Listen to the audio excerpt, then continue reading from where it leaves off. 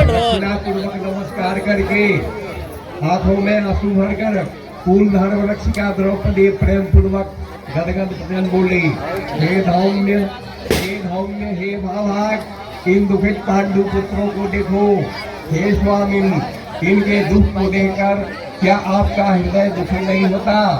इनके दुख के नाश के लिए कोई व्रत मुझसे कहिए जिससे इनका दुख दूर हो जाए। थोड़े ही उपाय से प्रत्यक्ष अधिक पुण्य को देने वाला व्रत कहिए जिससे हमारे स्वामी पृथ्वी के ऊपर सुखी रहे, जिससे उनके शत्रु का नाश हो, उनकी राजा लक्ष्मी वापस मिल जाए और इस समय हमारे यहाँ आए हुए ब्राह्मणों को दूध पान करने को मिल जाए।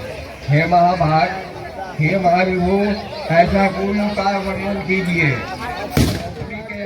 वैश्य पायन जी जन जिसे कहते हैं व्रत कैसा है और उसकी विधि क्या है? उस व्रत में किसका पूजन किया जाता है?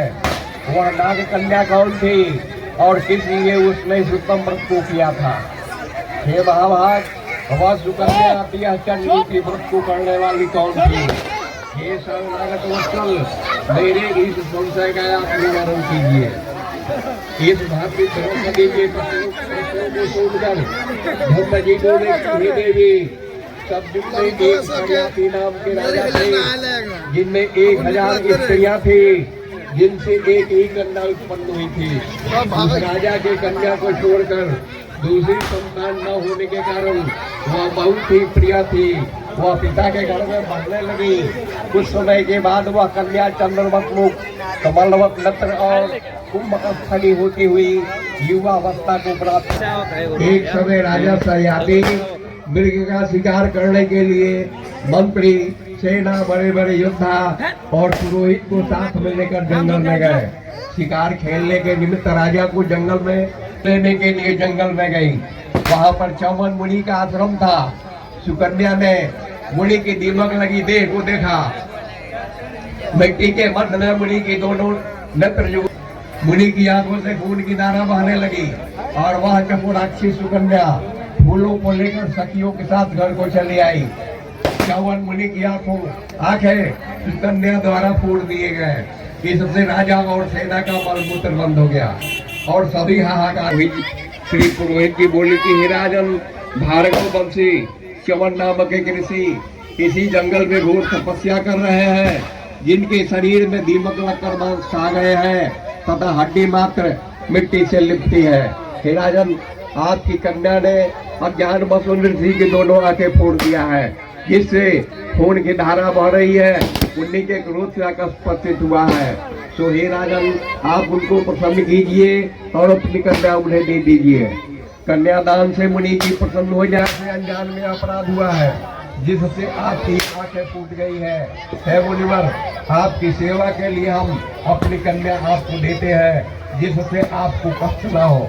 राजा के प्रसन्न सुनकर ऋषि जी बड़े प्रसन्न हुए।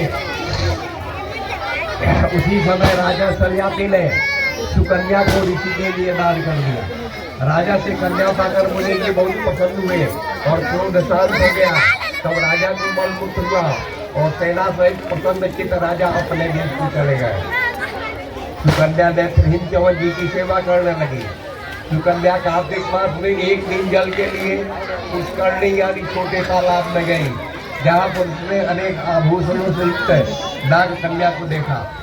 श्री कश्यप जी के यज्ञ मंडप में सूर्य नारायण सूर्य क्या करती है, इस कारण यह आई है। सुकन्या के इस वचन को सुनकर नाग कन्या बोली, हे साध्वी, मैं नाग कन्या हूँ, व्रत धारण कर कश्यप जी के पूजनार्थ यहाँ आई हूँ। सुकन्या बोली कि इस व्रत का और पूजा का क्या प्रभाव है, क्या फल है, इस पूजा की विधि क्या है, किस महीने और किस तिथि को यह उत्तम व्रत किया जाता है। नाग कन्या ने कहा कि कार्तिक शुक्ल षष्ठी को सप्तमी निमित्त होने पर सर्व मनोरथ सिद्धि के लिए यह व्रत किया जाता है। व्रती को चाहिए दिन में 4 मंडप में सूर्य नारायण का पूजन करें और रात्रि में जागरण करें, अनेक प्रकार के फल और पकवान आदि का नैवेद्य लगा दे और और सूर्य नारायण की प्रीति के लिए गीत वाद्य आदि से गा बजाकर इसको मनाना। जिस समय तक सूर्य नारायण के दर्शन में हो सबको करते हुए और प्रत्येक नाम से धन्यवाद करते हुए अड़कते हुए जगत के सविता, जगत के मित्र, जगत के उत्पत्ति पालन नाश के हिंदू त्रिगुण रूप त्रिगुणात्मा ब्रह्मा विष्णु शिव सूर्य नारायण को नमस्कार है। इस प्रकार इस भक्ति करने से सूर्य नारायण महाघोर कष्ट को दूर करके मनोवांछित फल लेते हैं। हे सुप्रति, हमने यहाँ रवि शास्त्री व्रत से कहा, श्री धम्म जी ने कहा कि हे द्रौपदी, नाग कन्या के इस वचन को सुनकर सुकन्या के सुतम व्रत को किया। इसी व्रत के प्रभाव से चमन ऋषि के नेत्र पुनः पूर्ववत हो गए। ऋषि चमन जी का शरीर निरोग हो गया और सुकन्या के साथ लक्ष्मी नारायण की भांति राजयुक्त होकर सुख भोगने लगे। इससे ही पांचाल नंदिनी, तुम भी इस उत्तम व्रत को करो। तब द्रौपदी ने धम्म महाराज की आज्ञा से यथाविधि व्रत किया। युधिष्ठिर जी ने अतिथि रूप में आए हुए ब्राह्मणों को भोजन देकर प्रणाम किया। वैश्वपायन जी ने कहा कि हे जन्मेजय, धम्म जी से इस उत्तम व्रत को जानकर द्रौपदी ने किया और इसी व्रत के प्रभाव से द्रौपदी पांडवों सहित पुनः राज्यलक्ष्मी को प्राप्त हुई। जो कोई स्त्री इस पुनीत व्रत को करेगी उसके समस्त पाप नाश होकर सुकन्या के भांति पति सहित सुख पाएगी। इस व्रत का विधिवत उद्यापन करें। विधि विधान से प्रत्येक व्रत करते हुए कथा को सुने, ब्राह्मणों को दक्षिणा दे तो उसका मनोरथ सिद्ध होता है। जो कोई भक्ति युक्त इस कथा को सुनना अक्षय सुख मिलता है। इस भांति इस कथा को सुनकर सूर्य नारायण को अर्घ देकर नमस्कार करते हुए श्रोता एवं व्रती लोग अच्छा सूर्य नारायण की तरफ फिट लगे। सब लोग चाय पी के जाए। हेलो, सब लोग चाय पी के जाए। चाय बाटल लोग हो, कहाँ बैठल बना लोग।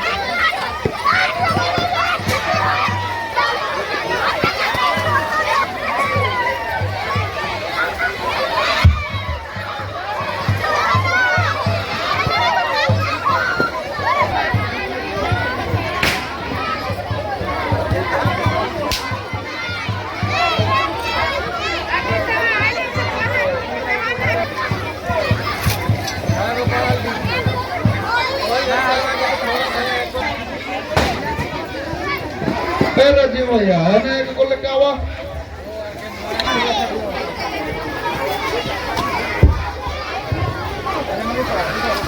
डालो लोगों ने